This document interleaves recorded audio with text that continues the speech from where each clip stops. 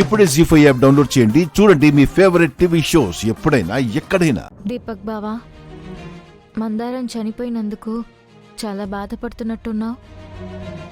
అవును రూపా, నా బాధంతా నా బిడ్డ తల్లి లేని బిడ్డ అయిపోయాడని. అసలు నిశ్చితార్థం జరుగుతుంది అనగా ఇంట్లో మందారం కనిపించలేదు, నువ్వు కనిపించలేదు.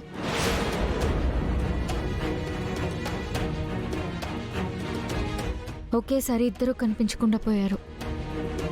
ఎక్కడికి తీసుకెళ్ళావు మందారాన్ని బావా?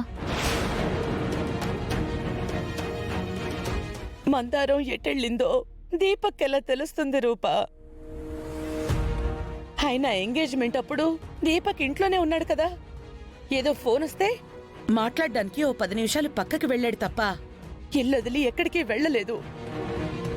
ఏం తమ్ముడు, ఆ విషయం నీ కూడా చెప్పాను కదా. ఎట్టి పరిస్థితుల్లో ఎవరికి తెలియనివ్వను రాజన్నా. అవును రూపా, మందారం ఇంట్లోంచి వెళ్ళినప్పుడు రాజుతో మాట్లాడడం నేను గమనించాను. అంతలోనే ఇలా జరిగిపోయింది. లేదు నాన్న, మందారం టెన్షన్ పడింది ఈ దీపక్ గురించి. వీడు దాచిన ఒక ఆవిడ్ని కాపాడడం గురించి. ఆ విషయం గురించే దీపక్ని ఫాలో అయ్యింది. అదే విషయం రాజుకు చెప్పింది. దీపక్ బండారం బయటపడుతుందనే భయంతో మందారంని చంపేశాడు. మందారాన్ని కాపాడుకుందామని వెళ్ళిన రాజు మీదకి ఆ నేరం నెట్టేశాడు. ఇప్పుడు ఏమీ తెలియనట్టు ఇక్కడ కూర్చున్నాడు. అయినా నా మీద అనుమానం ఎందుకు రూపా నీకు?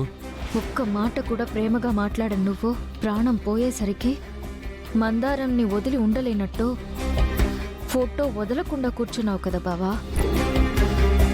అందుకు నాకు అనుమానంగా ఉంది. రూపా, నిజానిజాలు కోర్టులో తెలుస్తాయి. తప్పు చేసిన వాళ్ళు తప్పించుకోలేరు. ఖచ్చితంగా శిక్షించబడతారు. అవును నాన్న, తప్పు చేసిన వాళ్ళు నిజంగా శిక్షించబడాలి. తప్పు చేయని వాళ్ళు రక్షించబడాలి. చూడమ్మా, నువ్వు వెళ్ళి రెస్ట్ తీసుకో, వెళ్ళు.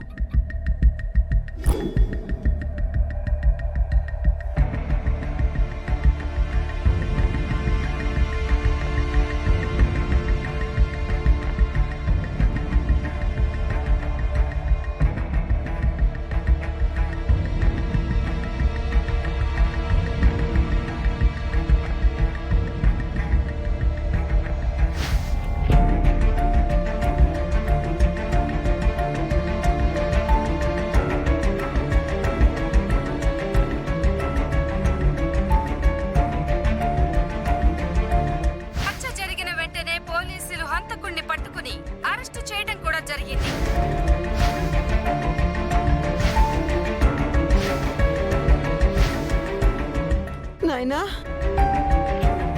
నాయనా,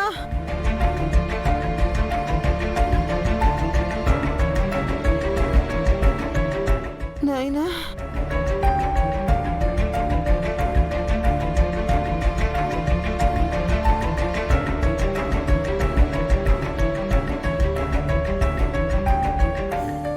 సార్, పేషెంట్ స్పృహలోకి వచ్చారు.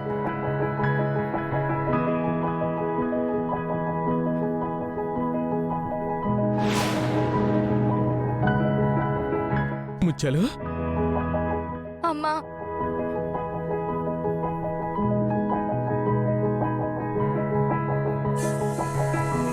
నాయనే వచ్చేస్తున్నాడు.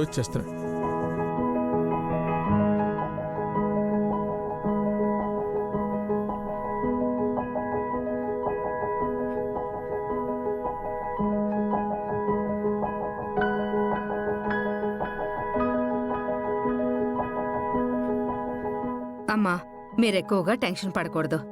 కనీసం 2-3 నెలలైనా పూర్తిగా బెడ్ రెస్ట్ తీసుకోవాలి. మీరెక్కువగా డిస్టర్బ్ చేయకండి. 2 నిమిషాలు మాట్లాడి రెస్ట్ తీసుకొనివ్వండి. అలాగే డాక్టర్ అమ్మా.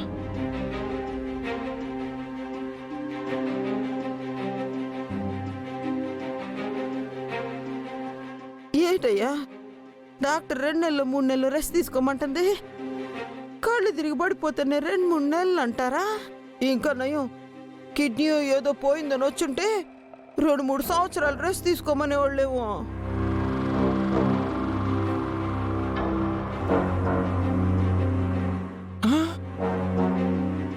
ఏటయ్యా, నాకు కాలు రావడం లేదేటి? ముచ్చలు, నీకు ఆపరేషన్ చేశారే. ఏటయ్యా, ఆ డాక్టర్ అనుకుంటే నువ్వు కూడా అలాగే మాట్లాడుతున్నావు.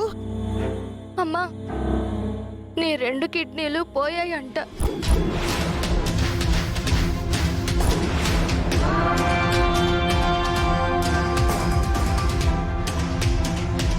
నా కిడ్నీలు పాడవడం ఏంటి వరాలు? ఎందుకు మీరంతా అలాగ మాట్లాడుతున్నారు? నీకు 2 కిడ్నీలు పాడైపోయి బతకటం చాలా కష్టం అన్నారు. ఎవరైనా కిడ్నీ దానం చేస్తే గాని నువ్వు బతకవని చెప్పారు. సమయానికి మన రేణుక దేవతలాగా వచ్చి నీకు కిడ్నీ దానం చేసినది.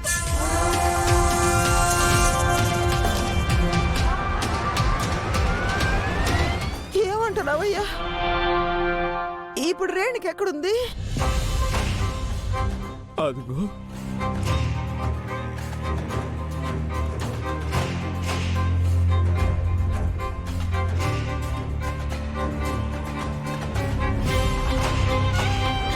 అంటే రేణుక నాకు ప్రాణం పోసిందా? పాపాత్మురాల్ని, అంత మంచి రేణుకని చాలా సార్లు బాధ పెట్టాను. కానీ ఏమి మనసులో పెట్టుకోకుండా తన కిడ్నీ నాకు దానం చేసింది. రేణుక రుణం ఎలాగైనా తీర్చుకోవాలి. నా ప్లాన్ సక్సెస్ అయింది. అత్త మనసులో నా కోసం గూడు కట్టుకుంటుంది. నన్ను తీసుకెళ్లి ఇంట్లో పెట్టుకుంటుంది. అయ్యా, నేను మన రాజును చూడాలా, ఆడితో మాట్లాడాలా? ముచ్చలు, ఈ పరిస్థితిలో నిన్ను బయటికి తీసుకెళ్ళటం చాలా కష్టం. నీ ప్రాణానికే ప్రమాదం. అది కాకుండా ఈ టైంలో మనం స్టేషన్లోకి వెళ్ళలేం. రేపొద్దున్నే కోర్టులో రాజు నిర్దోషాన్ని నిరూపించుకున్నాక నేరుగా ఇక్కడికే వస్తాడు. సరే. దేవుడా, ఎంగేజ్మెంట్ ఆపగలిగాను, ముత్యాల్ని కాపాడుకోగలిగాను. అలాగే నీ చల్లని దీవెనలతో నా కొడుకుని నిర్దోషిగా బయటికి తీసుకురావయ్యా.